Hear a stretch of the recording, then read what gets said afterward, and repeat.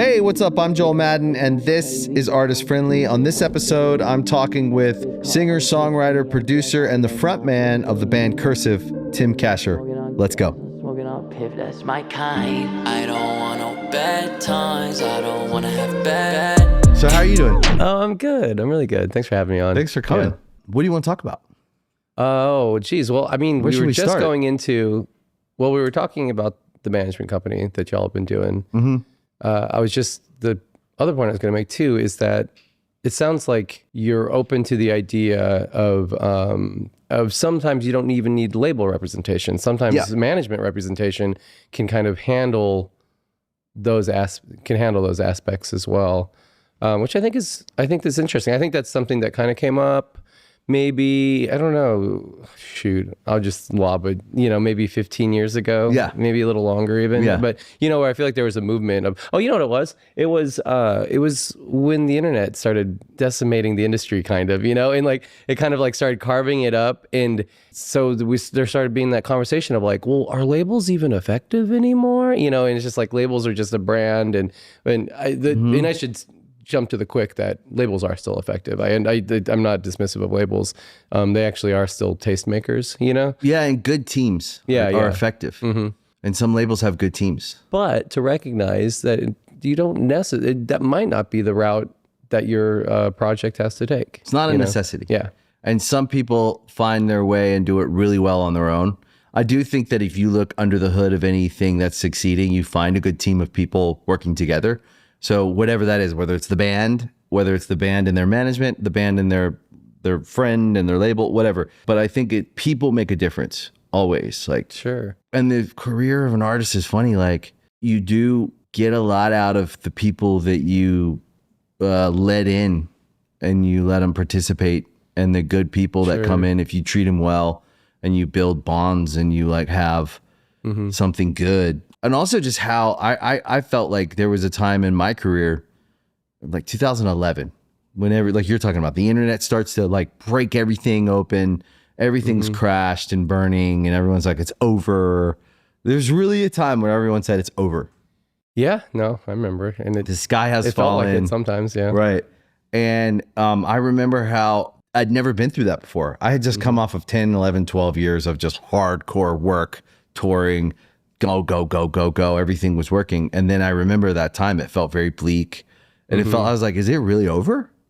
I think it might be. I don't know. I've never been here before. So I had nothing to call on for that. And maybe the 90s when CDs, they stopped. I don't know. But I wasn't there. We really kind of broke out in 99, 2000. I don't know. So anyways, it was very hard to get anyone on the phone. Or to get any kind of, I say that metaphorically speaking, get anyone on the phone. Like no one was excited. Sure. No one was interested. And you're talking about in when? 2011. Yeah. 12. Okay. Yeah. Mm-hmm. No one was interested. And it was really depressing. And I really struggled. I was very depressed and I was very sad. And I thought it was over. And I was very scared. Because I think I had spent when we started the band in 96 to 2011, 12, there was like, it's like 15, 16 years of just running away from everything I think I was trying to escape that I maybe never dealt with. And then you get on the other side of 2011, 2012, and your worst fear, in my mind, my worst fear had come true. Irrelevancy and unimportance and all the things, And I was really sad. And I had my wife at the time. I had met her. We'd been together for a while. We had 2 small children, and like she was the person who, like, my brother kind of had always had this attitude, but he couldn't reach me because we were too interconnected. And she was the first person that was like, "What do you fucking care about? You care about that? Like, you have 2 kids. You have me." She's like, "I'll move to a fucking farm.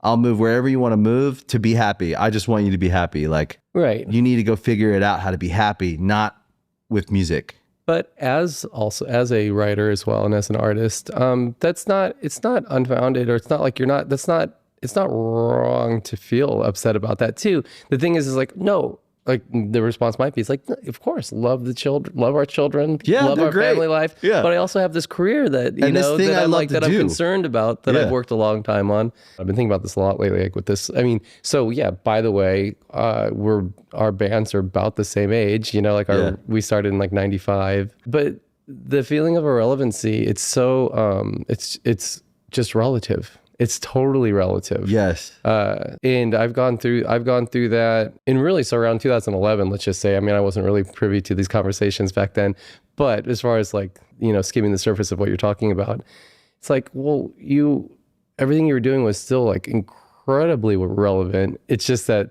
you can't, I think for like most artists, you can't really live in the spotlight forever. Yes. What's really should be the dream for so many artists, especially if you kind of start working on a professional level, whatever that may be, is that the spotlight's not going to be on you forever. But hopefully, once it as it, you know, like finds the other, you know, the next hot thing that it wants to shine a light on, well, the hope is that your relevancy is like that it still has you set up. Yeah. Like you're set up now, and you may not be in the spotlight anymore, but there's still, your audience is still there and is still, you know, like clamoring for like the next thing. And then sometimes that becomes relative too. Maybe the crowd's not as big as it once was because the spotlight's not on anymore, but that's still kind of, it's just a minor adjustments, you know? And maybe back to like what your spouse was saying, it's like, it really shouldn't matter, you know, like it doesn't matter, but it does to an extent. It matters in the sense that you figure out who your audience is and whether it's bigger or smaller, or maybe it's not over here anymore. Maybe it's like over there. You know, these things change and shift. I mean, think about also for doing this for nearly 30 years. Don't you find such respect? Don't you appreciate it so much when there's people in their 40s or even in their 50s who still like what you're doing?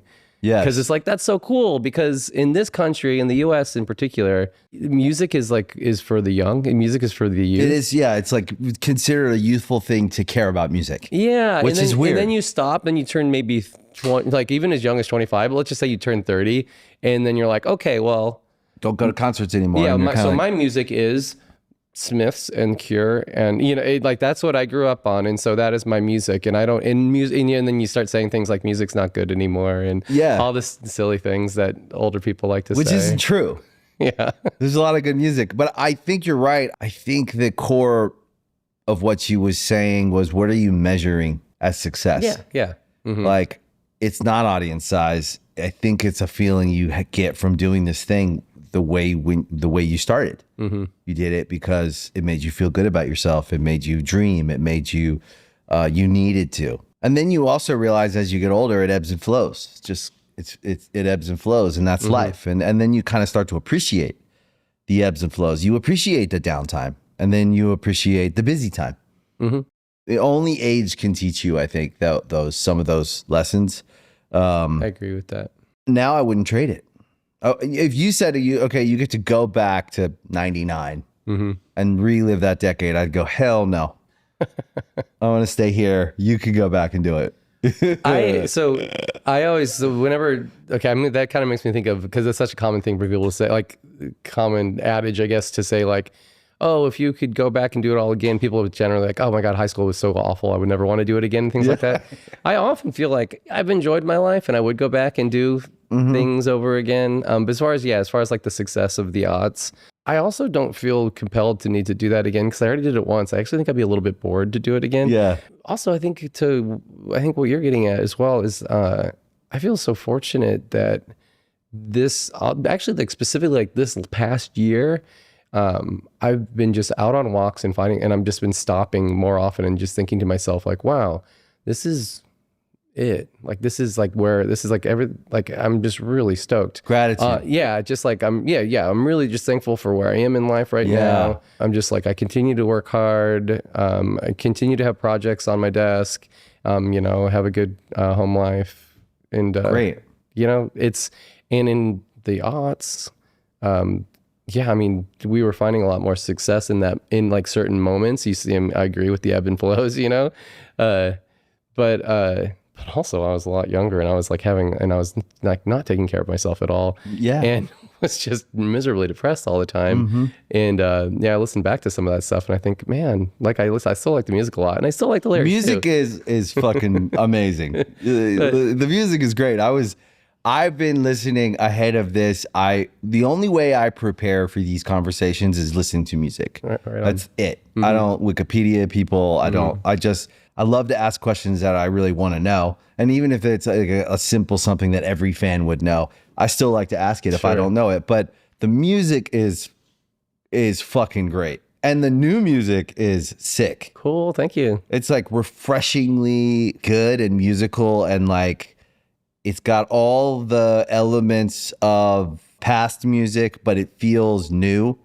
And it's refreshing to listen to. And I was talking to Paul Thomas, our bass player, I love Paul. who says hi. Yeah, hey Paul. And we were talking about how good the music is and how nice it is to hear music that feels like it has energy. It feels very honest. It feels like you needed to make it and you made it. Man, thank you. I appreciate that so much. It's so great to hear, especially with the new record and all. So good. But I feel the same way too, just as far as like out in the world and like consuming new music and stuff like that.